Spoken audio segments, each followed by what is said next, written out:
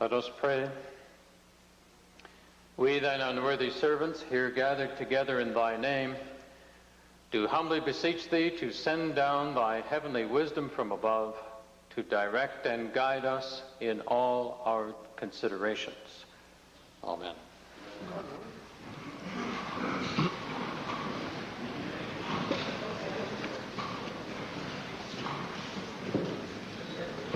Introduction of visitors. Mr. Speaker, it is my pleasure to introduce to you and through you to members of the Assembly His Excellency Hiroshi Kitamura, Ambassador of Japan. He is seated in your gallery, and I would ask that he rise and receive the warm welcome of this Assembly.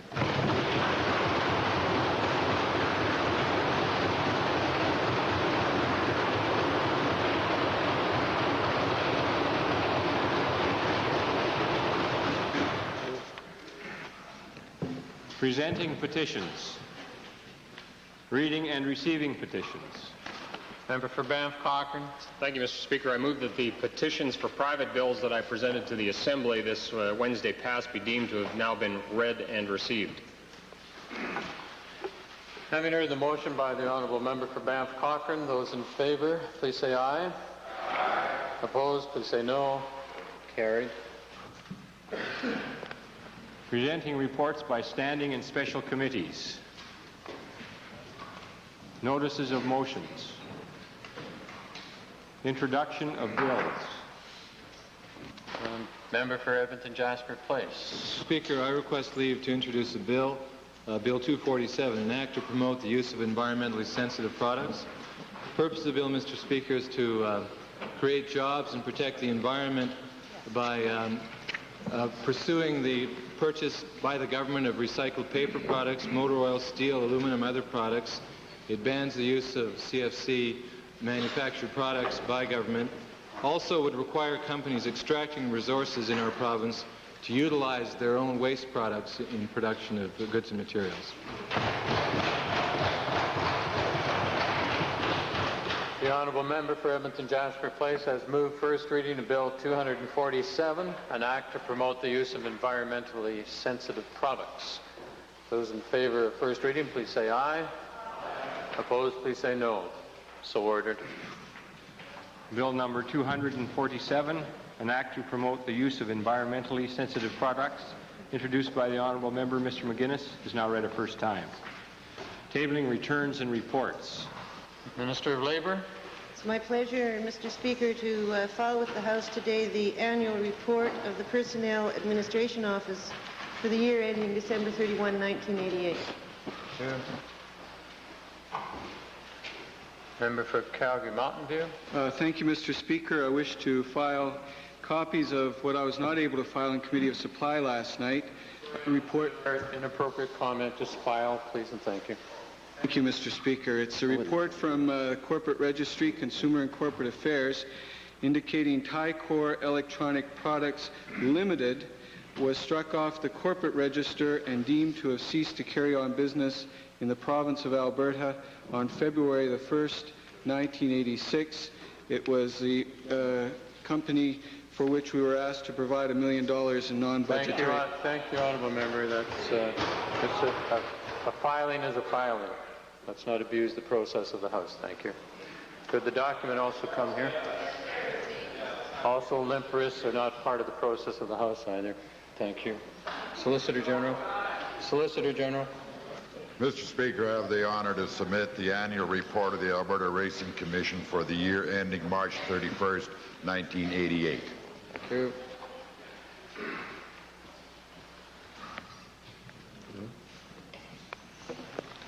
Introduction of special guests. Minister of Forestry, Lands and Wildlife. Mr. Speaker, it's my pleasure to introduce to you and through you to members of the Assembly Mr. Jim Corlett of Portland, Oregon, who is the Executive Director of the Western States Legislative Task Force. The Western States Legislative Task Force, Mr. Speaker, is comprised of legislators from 6 western states and Alberta and British Columbia. Mr. Corlett is visiting Alberta and Edmonton for a couple of days, and he's seated in the members' gallery, and I would ask that he rise and receive the warm welcome of all the members of the Assembly.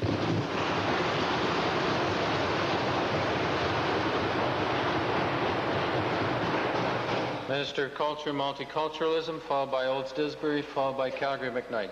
Thank you, Mr. Speaker. It's my pleasure to introduce to you and through you to the rest of the members of the Assembly 14 fine individuals from the great constituency of Edmonton Park Allen, 13 of whom are students in Allendale School, and their teacher, Miss Ursula Buffy. They're seated in the public gallery up behind me, and I'm sure they'll be excited and anxious to get a warm welcome in this Assembly if they'd rise.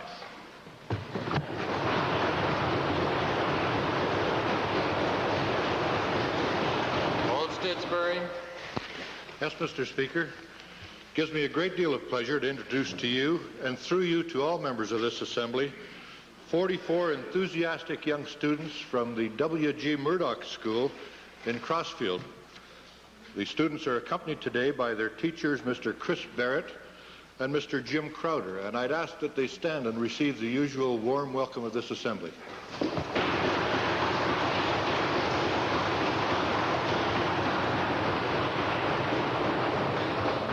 Chair had recognized Calgary McKnight, then Edmonton Calder.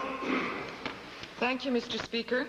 It is my pleasure to introduce to you and through you to the Assembly 30 students from St. Francis High School in the wonderful city of Calgary. They are accompanied by teachers Scott Bryant and Jim Dara. These young people are keenly interested in the political process and our parliamentary traditions. They are seated in the public gallery, and I ask them to stand and receive the usual welcome from this Assembly.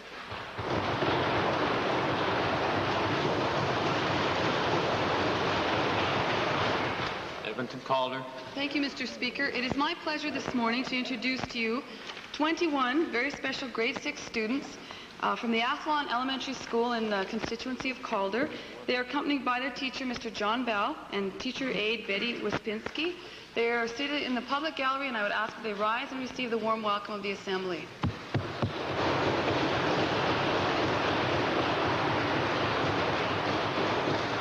Dunvegan. Mr. Speaker, it's a pleasure and a privilege to me to introduce to you and through you 16 children from the Roycroft School in the wonderful constituency of Dunvegan, even better than the constituency of Bonnyville. They are accompanied today by their teacher, Mr. T. Rayom and Mrs. D. Paw, and parents, Mrs. E. Sekulik and Mrs. M. Kozabak. I would ask them to rise and receive the warm welcome of this Assembly.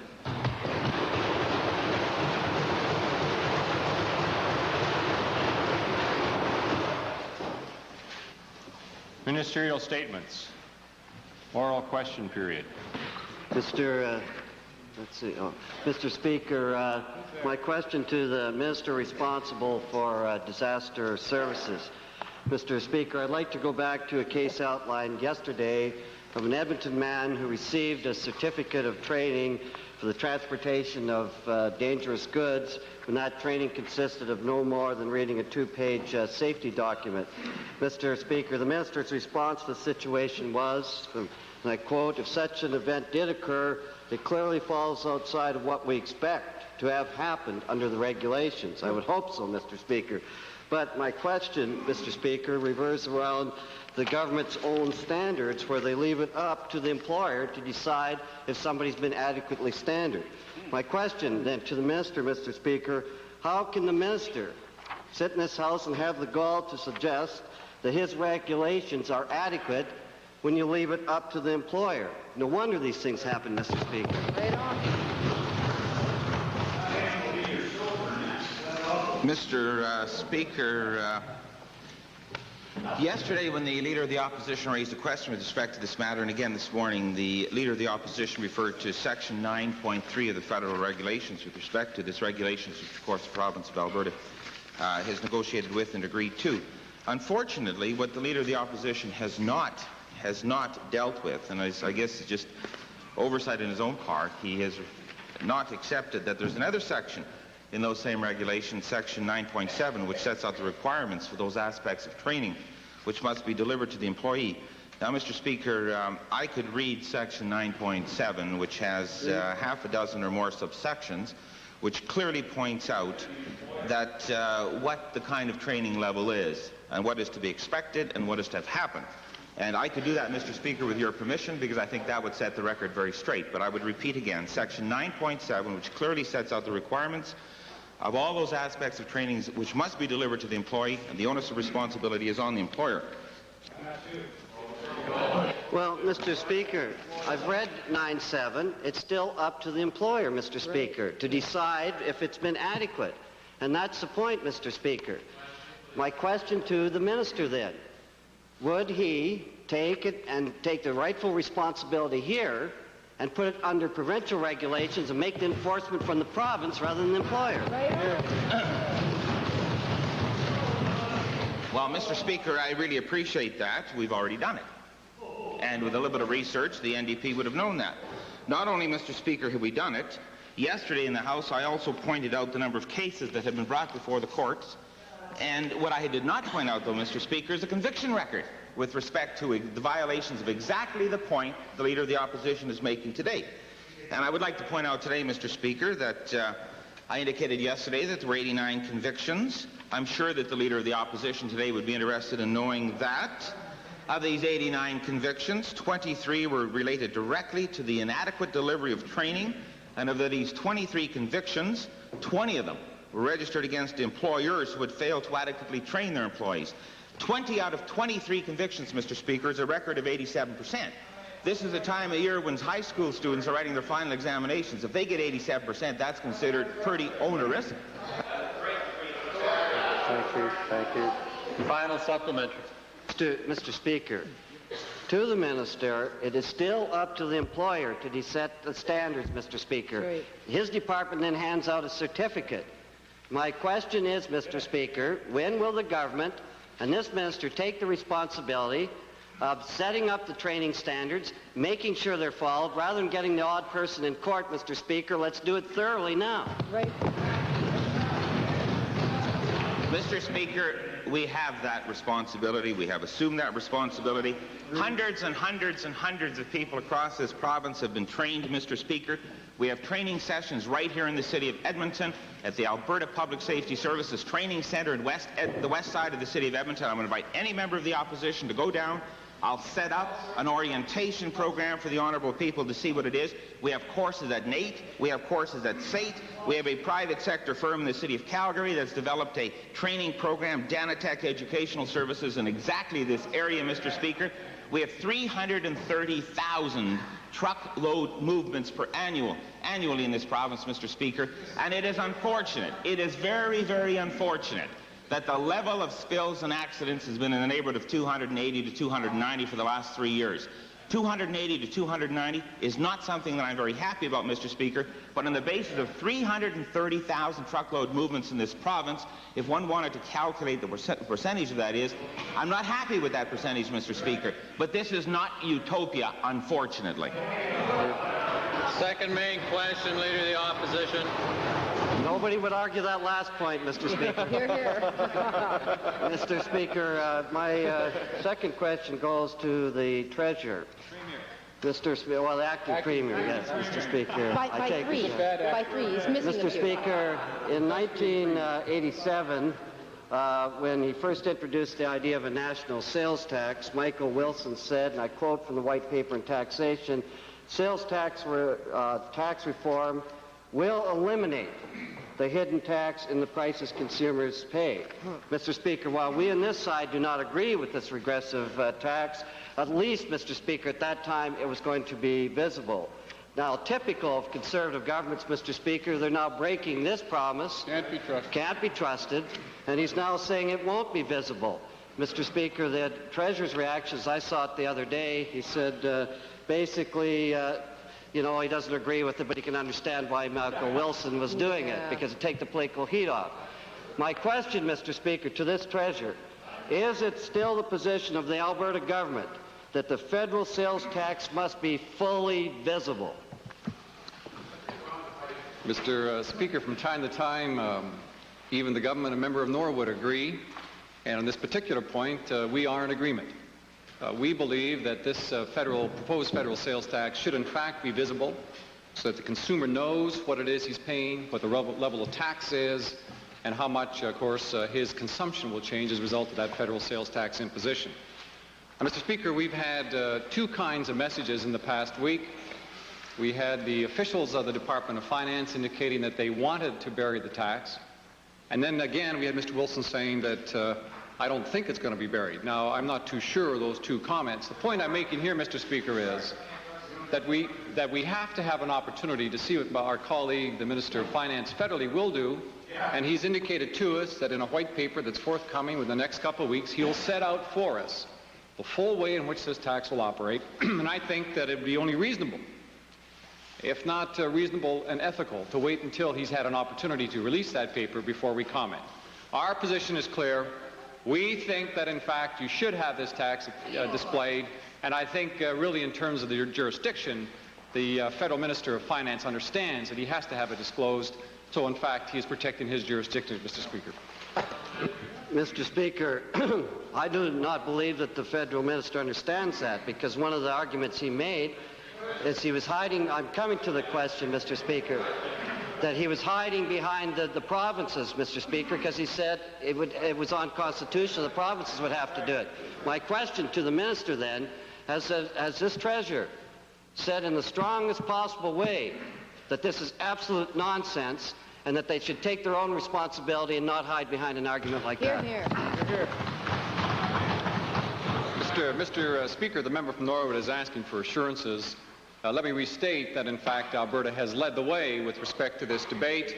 We have, in the strongest possible way, told Mr. Wilson, and in fact advised other ministers of finance across Canada, what the very negative impact of this tax would be, both in terms of their own provincial jurisdiction, the impact on their own particular economy, the impact on their fiscal regime, and the fact that it does, in fact, intrude into jurisdiction. Mr. Speaker, let me make it very clear that we have carried this argument as clearly and as strongly as anyone in Canada.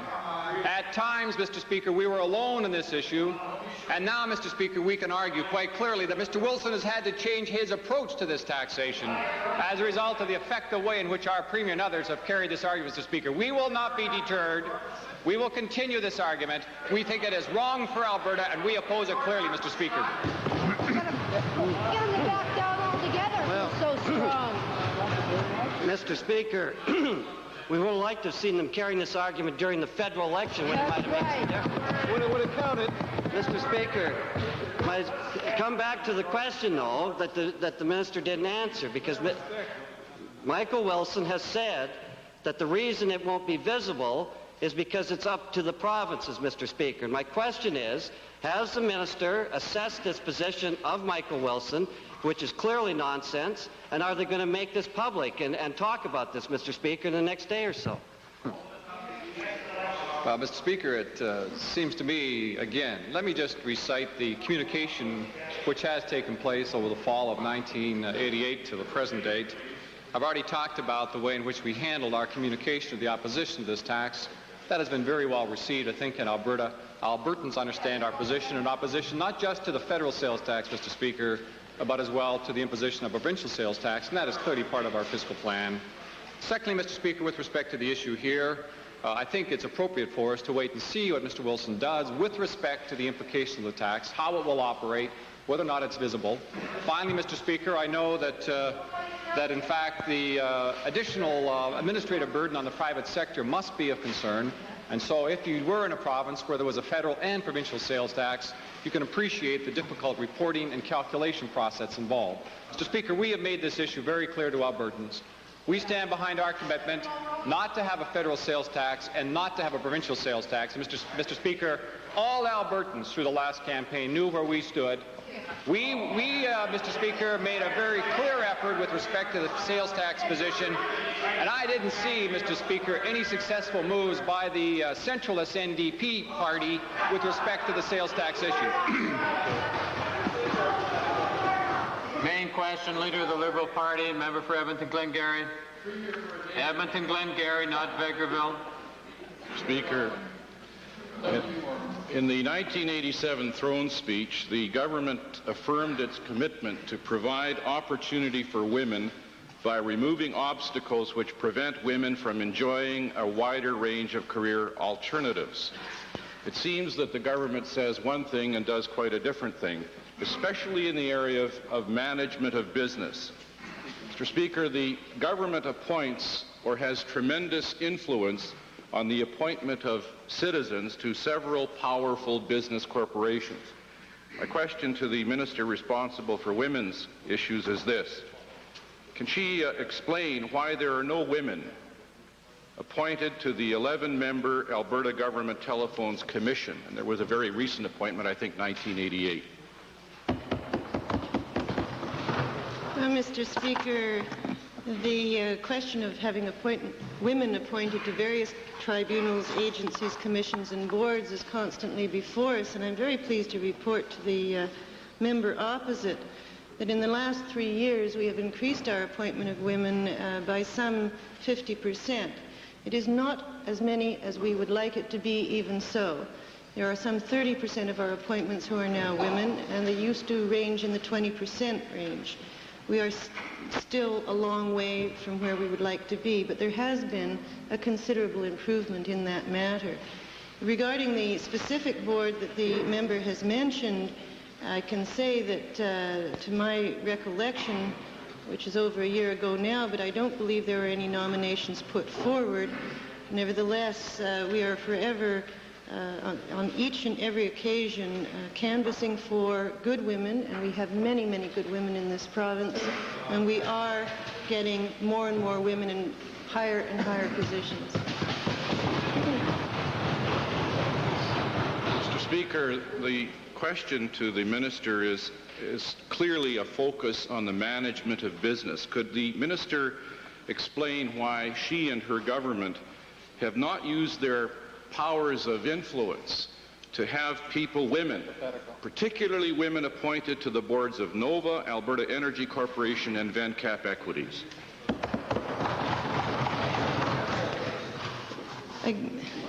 With regard to Vencap, Mr. Speaker, the shareholders in that case actually elect the boards of directors. That is not a matter that is open to this government.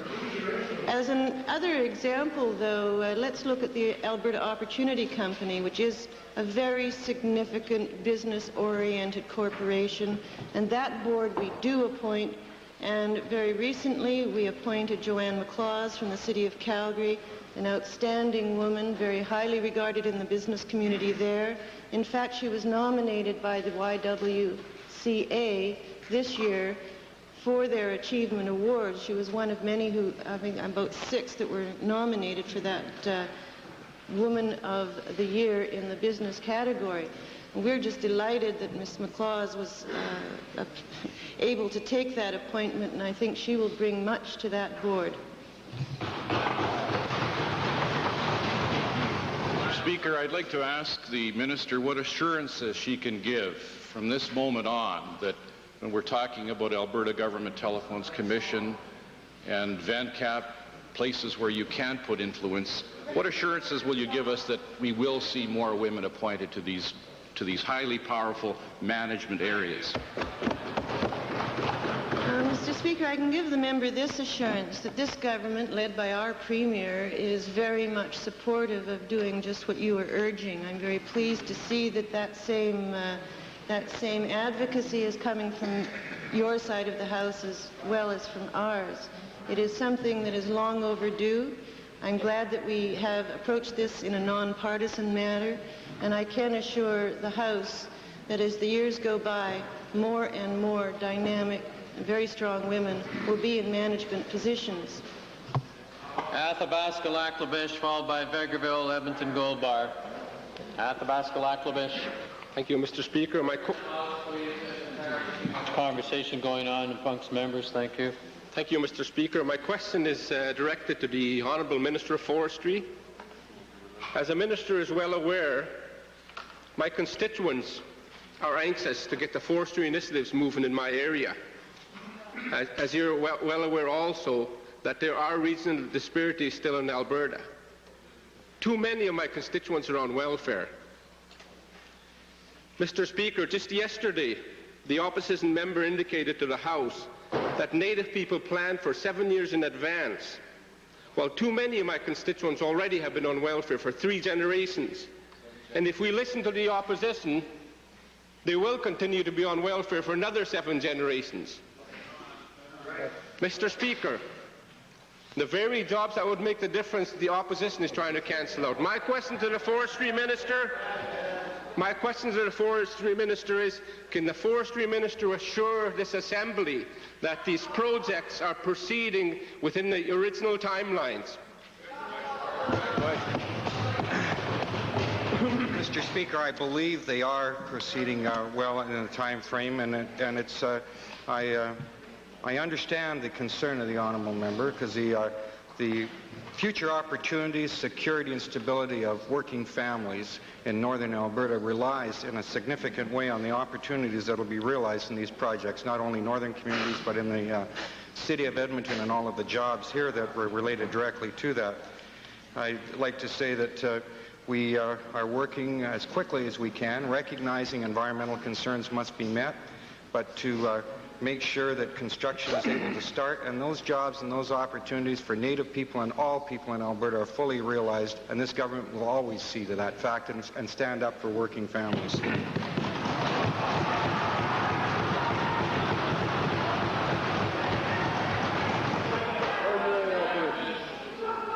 My second question to the Honourable Minister, supplementary question, is we have a number of small sawmill operators within the forest management area that's designated for Alberta Pacific. These operators are concerned that they may be left out in the management agreements. Can the Minister assure me that he will meet with the operators in the near future and possibly with the person that is designated to get the FMA? Mr. Speaker, I might say I'm surprised the opposition members think that job creation in northern Alberta and that security is funny. I just find that humorous that they would even, and sad that they would feel that way. Mr. Speaker, with respect to the small operators in northern Alberta, they are being protected in a very significant way, and we want to make sure that they realize fully in the opportunities that are there. I've established basically 6 steps, Mr. Speaker, to work on seeing that the small operators are protected and those opportunities are there for them. Number 1, their quotas are protected. And secondly, the miscellaneous timber units have been set up province-wide to make sure small operators are fully recognized.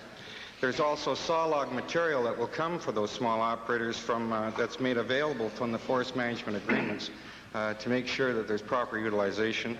There's also the chips that are generated now that have been wasted and burned. Now we'll have a market, and we've worked on that in a very significant way. We've also set out a reserve of up to 5% of the FMAs for small operators, and in some cases there's been entire management units set aside for small operators. So yes, Mr. Speaker, we are working very closely with small operators, and I'm meeting with them to make sure that there are opportunities, recognizing in many cases they're limited. You can't have all of the wood in the province, that's for sure, but we want to make sure that the stability for those small operators and those jobs is there. My final question is to the Honourable Minister of Family and Social Services. What assurance can he give my constituents and this Assembly that he will work in coordination with career development and employment in relation to addressing our welfare problems in that constituency, and when will he commence? Well, Mr. Speaker, a very good question, and I would want to preface my comments by saying that this government cares about Albertans. We care about the situation that the honourable member so aptly describes in his constituency.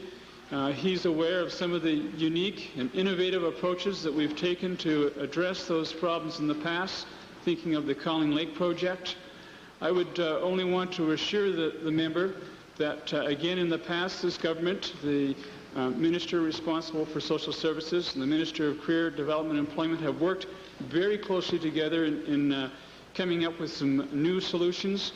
The Alternative Employment Program, which was so successful and introduced by this government last year or 2 years ago now, I would only want to assure the member that it is the intent of this minister to continue working very closely with the minister responsible for career development and employment, and I can assure the member opposite that we will be working closely together to address that concern.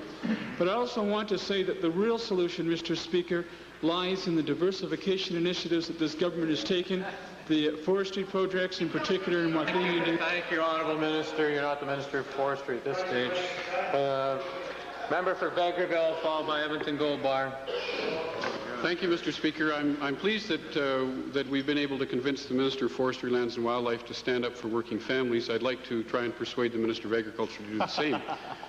Yesterday, the Farm Credit Corporation lost in its bid to have the Supreme Court overturn a ruling made a year ago by the Alberta Court of Appeal in regard to the case of Mr. Peter Holowach, a farmer from Bruderheim. Now, Mr. Speaker, this ruling clearly determined that the Farm Credit Corporation, as a Crown lending agency, is not above the law, and that farmers would not have to shoulder the entire burden and responsibility for falling land prices on their own.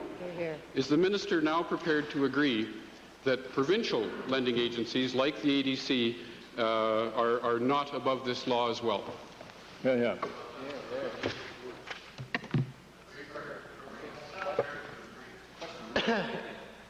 Mr. Speaker, I believe I'm being asked for a legal opinion. What did he say? A legal opinion. Mr. Speaker, the legal opinion has been levied by the courts. I'm asking the Minister if he is prepared to assure the farmers in Alberta and the members of this Assembly that the lending agency that he's responsible for will not try and exercise the above and beyond the assets to which they're legally entitled. Can you get that?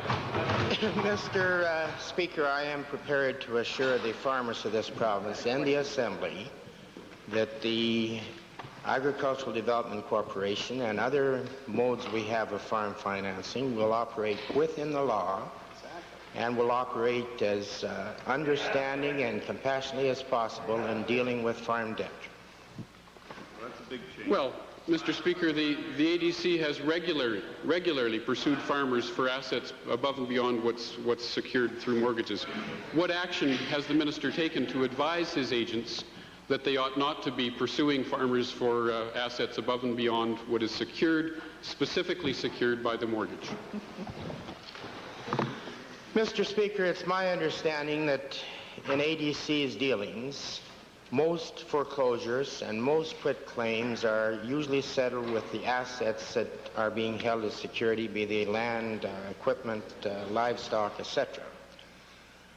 There have been cases, and there will continue to be cases where we may attempt to exercise on a personal guarantee if there's evidence that the farmer was diverting income from that farm into other directions. I'm pleased to report to the House at this point in time that quit claims under ADC is down significantly. Foreclosures are down significantly. There's a very renewed interest in agricultural borrowing in this province, both through the Farm Credit Stability Program and the Agricultural Development Corporation. Times are looking pretty good in agriculture, and that will probably be disappointing to the NDP. Edmonton Gold Bar. Excuse me. He's had all three. Thank you, Honourable Member. It's been a question and two supplementaries. Thank you. Order, please. Order, please. I'll check with the table. Table. Yeah. Thank you. Edmonton Gold Bar, followed by Edmonton Avonmore, Red Deer. No. Thank you. According to my records, according to the records of the table, it's been three. Edmonton Gold Bar. Edmonton Gold Bar. Thank you, Mr. Speaker. Mr. Speaker, Canadians and Albertans continue to be appalled and outraged by the brutality and retaliation in China. On June the 7th, the government House leader said the government couldn't predict at that time what additional steps would be necessary to take. Well, the situation is clearly deteriorating, Mr. Speaker. We see constant violent reprisals against Chinese citizens, reprisals that sadly have reached into our own borders here. Given the fact, Mr. Speaker, that the Chinese government is attempting to contain the democratic movement by cutting off funding to students studying in Alberta, my question is to the Deputy Premier, the Deputy House Leader, the Minister of Advanced Education, or Minister Malika, whoever has the answers, Mr. Speaker. The question is, has the government consulted with local Chinese student leaders in Alberta to determine what assistance needs to be provided now and in the future? Mr. Speaker, the Intergovernmental Affairs Department and as well a variety of other ministers have in fact been monitoring this situation fairly carefully. I would not want to give details about who it is we talk to and file reports, because that's usually the second kind of follow-up. But let me make it clear, Mr. Speaker, that we became aware of this possibility perhaps during the period itself and been watching and consulting with students here in the province and the External Affairs Department to ensure that we may be able to move if necessary. Thank you, Mr. Speaker. Mr. Minister, can the Minister then answer, will the government assure the House that this government will provide sufficient emergency financial support to these students in Alberta, without which many of whom may be forced to return to China to face possible persecution? Can we be assured of that?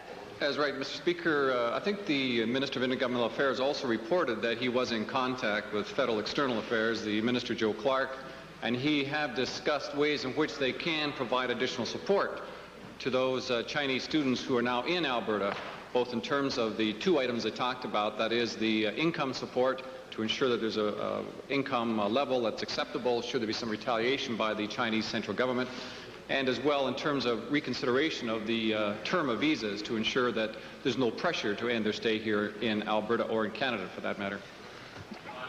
Mr. Speaker, it's good to hear that there is some plan, some strategy in place. Final supplementary, Mr. Speaker, has the government considered a hosting plan which has been conducted very successfully in the past involving community support to foster Chinese students?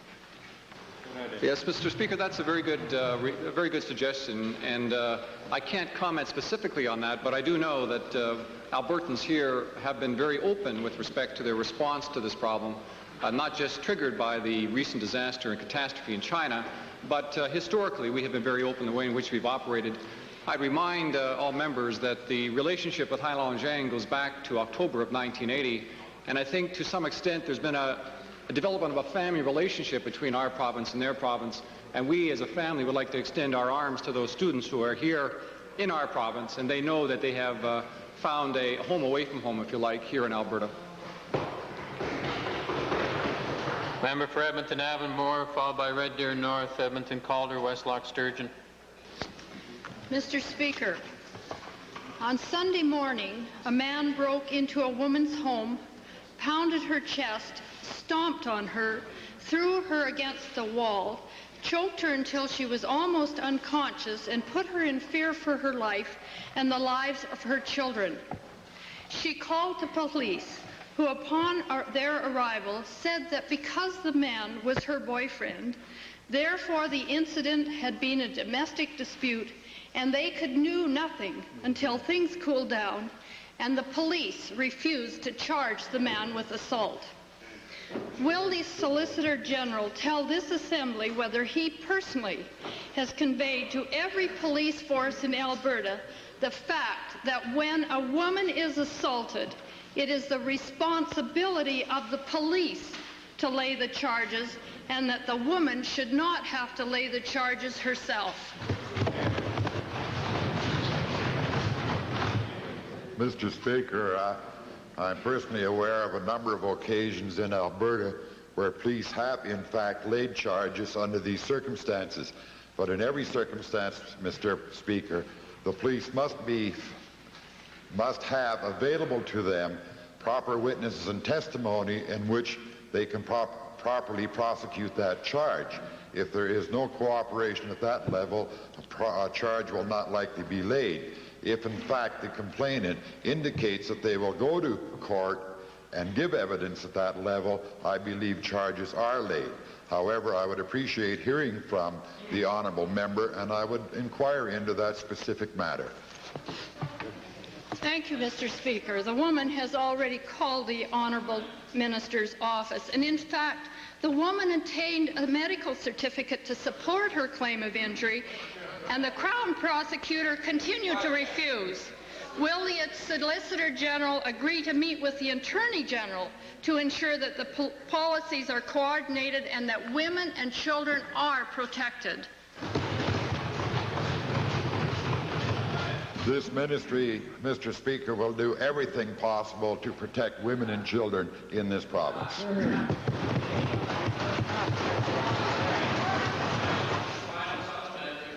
Mr. Speaker, we know, as in this issue, that there are gaps in services. Will the Solicitor General commit to meeting with the Alberta Council on Women's Shelter to determine where these gaps are in police service and to ensure that all women and children are protected?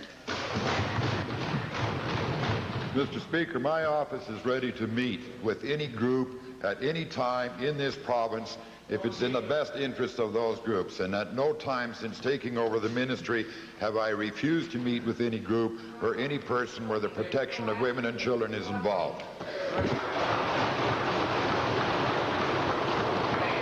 Member for Red Deer North, followed by Edmonton Calder, Westlock Sturgeon. Thank you, Mr. Speaker. To the provincial treasurer, from all indications, it appears as though the federal government is committed to going ahead with their plan to implementing the 9% goods and services tax. Of course, we believe that that is going to be inflationary, it's going to be regressive, and it will actually cost us jobs and opportunities here in Alberta. Does the treasurer have any hard statistics that he's showing to Ottawa to prove the point that a low tax regime helps the economy and a high tax regime hurts it? Does he have any hard statistics, or has he just been playing... Thank you, honourable member. Let's save some for supplementaries. Mr. Speaker, there are certain signs, obviously, that we've talked about in this Assembly that do reinforce the fact that the current tax regime which the province of Alberta has maintained is in fact a very effective one, which protects the disposable income of Albertans, ensures that Albertans have money to invest in such things as Alberta capital bonds, for example, and to spend on important consumer items. And that's why, Mr. Speaker, we are very fearful of this 9% federal sales tax, because in fact household income will be impacted dramatically by that tax. As soon as it's applied, Mr. Speaker, the next day you and I have 9% less, and I can assure you, Mr. Speaker, that through the collective bargaining process we'll be trying to capture that back. And that's why, Mr. Speaker, over the near term, that's why this tax is inflationary, and that's why we have strongly objected to it all along. And so, Mr. Speaker, we have made this case time and time again with our federal counterparts. We have talked about the impact, the negative impact on our economy here, because we're essentially a service economy, Mr. Speaker. And that's why, Mr. Speaker, we have maintained this argument very, very vociferously over the past year at least.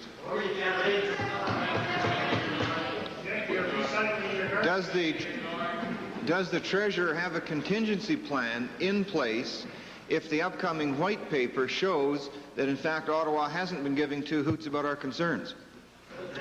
Well, Mr. Speaker, when we were standing alone as a province arguing against this federal sales tax, we argued that it would first of all be inflationary, that secondly it was not going to be revenue neutral, it was going to be a tax grab by the central government, and all Albertans know full well that we're paying more than any other province per capita to central institutions, and it would have a negative impact on those economies, Mr. Speaker.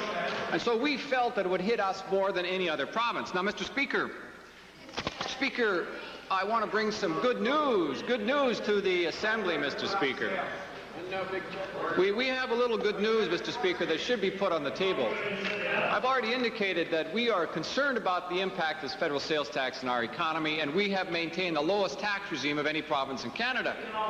Guess what, Mr. Speaker? Guess what? It's showing up in retail sales per capita. Retail sales per capita, Mr. Speaker. And you know what that means? It means that in April, our retail sales in this province expanded by 6% for a variety of reasons, Mr. Speaker. The highest Thank you, Order.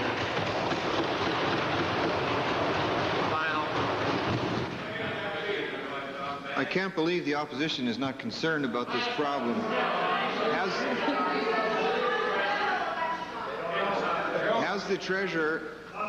Has the treasurer done any projections or studies to determine how many Alberta tax dollars will be lost as Alberta businesses are driven underground in an attempt to escape the heavy burden of federal taxation?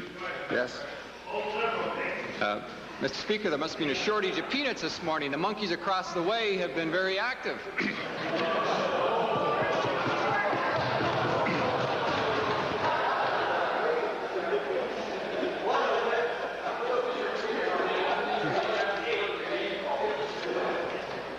I'm sure the provincial treasurer will withdraw that and find some other wonderful way to circumvent the... Mr. Speaker, of course I take that back. I apologize.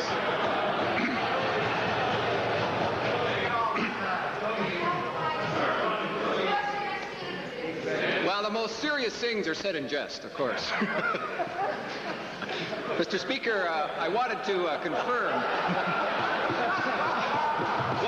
Mr. Speaker, that we do feel that a federal sales tax imposed in this province because of the high per capita income and the very low tax rate would probably at the margin impact on our economy more than it would any other province, because we have a very buoyant economy.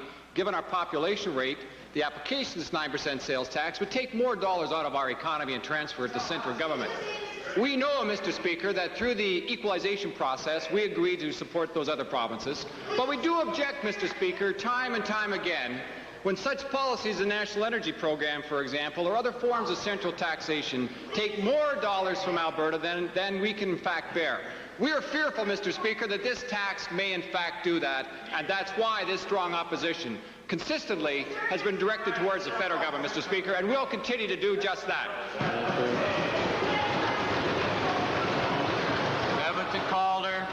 Edmonton Calder. Thank you, Mr. Speaker. This government in its throne speech expressed a concern regarding violence in the family, and yet this government continues to condone the use of violence against children through guidelines. Your guidelines. You don't like them, change them. Here's through the guidelines that allow for the use of corporal punishment in child care centers. To the Minister of Family and Social Services. When will this minister act in a concrete way to reduce violence against children and prohibit the use of corporal punishment in child care centers?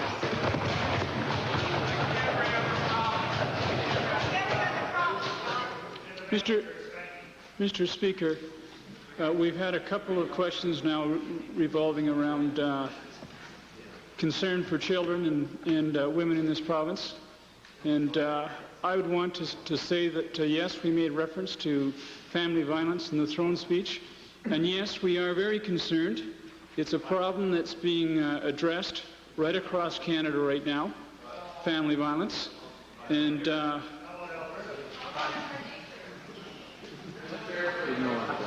I'm trying very hard, Mr. Speaker, to speak through the chair. House, please. As it relates to the question in reference to daycares, there's provisions with permission of parents only, and I think that's reasonable, Mr. Speaker. Come on. Thank you, Mr. Speaker. To the Minister, how can Albertans trust this government to be concerned about violence against children when Alberta is the only province in Canada that doesn't have a specific policy forbidding corporal punishment in daycare centers? There you go. Mr. Speaker, again, I pointed out that it was in very unique circumstances as it relates to permission of the parents, and I think they have that right as parents.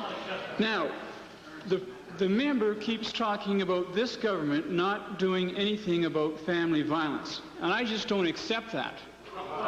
And well, again, Mr. Speaker, they don't like to hear the things that we are doing.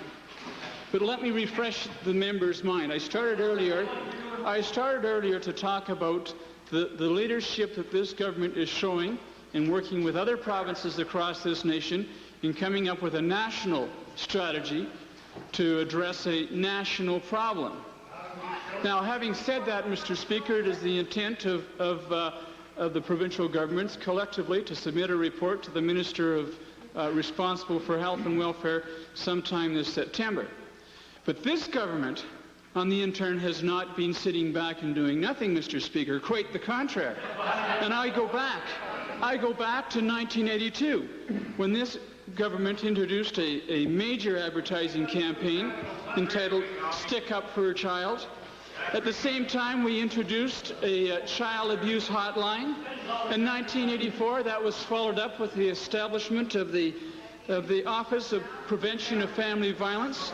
In 1985, that was followed up with a Child Welfare Act that clearly showed leadership and the establishment of a children's guardian. Thank you, Honourable Minister. Perhaps, order, please. Perhaps in the supplementary, the additional information could begin. Final supplementary. Thank you, Mr. Speaker. Mr. Speaker, Albertans are tired of empty words and they want some action from this minister. And I'd like to ask the minister, is he saying then that if parents agree to abuse of children, that it's all right? Is that permissible? Is that what the minister's saying? Yeah, that's what Mr. Speaker, not empty words at all. The only thing that's empty is the... And I don't want to say something I might have to retract, Mr. Speaker, but I think clearly they got the message. I outlined the course of actions that this government is taking. But let me say this. This minister and this government will not tolerate child abuse under any circumstances. And for that member to suggest that we are is right out to lunch, Mr. Speaker. Westlock Sturgeon, followed by Edmonton Millwood, Cypress Redcliffe. Thank you, Mr. Speaker. Back to the Minister of Agriculture. Apparently didn't realize that the Hollowak case had been finally dismissed by the Supreme Court of Canada, meaning, as we have said in the House, Mr. Speaker, for some years, that this government has been illegally harassing the farmers, forcing them off their land in both quitclaims and in mortgage foreclosures. Time and again, Mr. Speaker, they have gone out and demanded cash from a farmer, even though they had been turned down in the Supreme Court of Alberta and in the district courts of Alberta. Now it's definite. The Court of Canada says they cannot sue on a personal covenant. What I want to know, Mr. Speaker, is when this government is going to get out and replace and return the money that they've given to all these that they've taken off farmers as they chased them off the land. When will they get their money back? Mr. Speaker, I'm not sure where the member comes from. I would be very interested. I'm told now he comes from Westlock Sturgeon. I would be very interested in him sharing with me outside this assembly some specific examples of people that he feels any provincial lending corporation, Crown Corporation, treated in the way he has described. He should be aware we can't discuss individual cases inside the House, but he can certainly draw individual cases to my attention outside. I don't think he knows what he's talking about. His son has the money. Surely, Mr. Speaker, I mean, his ignorance is only exceeded by his gall here, Mr. Speaker. Surely he knows, Mr. Speaker. Surely he knows that the Alberta Farm Credit Corporation has time and again gone to a farmer and said, look, we not only want... Thank you, Honourable Member. Time for question period has expired. May we have unanimous consent to complete this series of questions? Opposed? Carried. It is a supplementary question, not a statement. Westlock Sturgeon.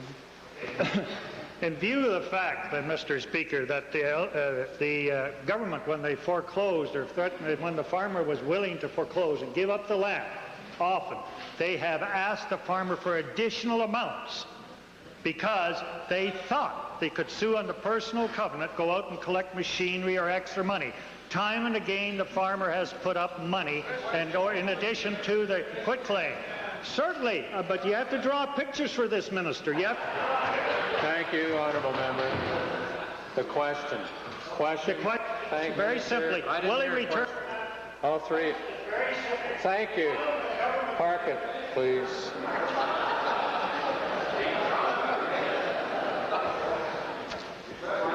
Now the question. Will this government return with interest to the hundreds of farmers in Alberta that they have collected money from to get a quit claim for the land that the farmers had mortgaged? That's a question. Mr. Speaker, first of all, I'm pleased that the honourable member from Westlock Sturgeon recognizes that I have one characteristic that exceeds my ignorance. In response to his specific question, the honourable member should know that a quit claim is a negotiated arrangement. And if I am a negotiating arrangement, nobody is really forcing me to do anything. The forced legal action is the foreclosure arrangement. And if the settlement in a quit claim is some cash in addition to securities, or some cash in lieu of securities that I have disposed of, or some cash in lieu of that crop that I've just harvested, or the calf crop that I've just sold, and is reached through negotiations, then I don't see any reason why I should get involved in it.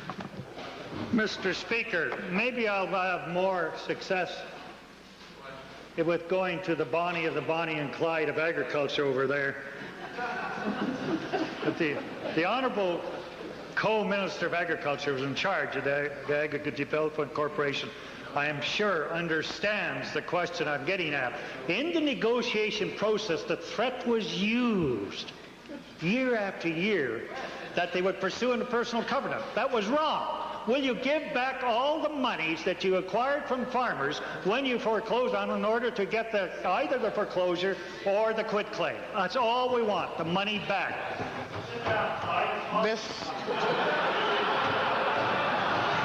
Mr. Speaker, if the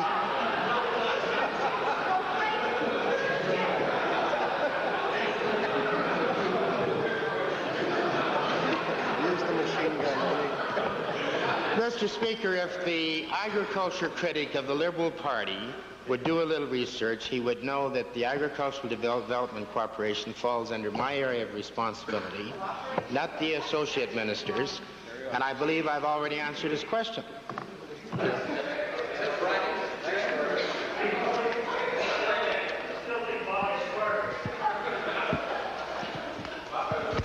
Better looking, too.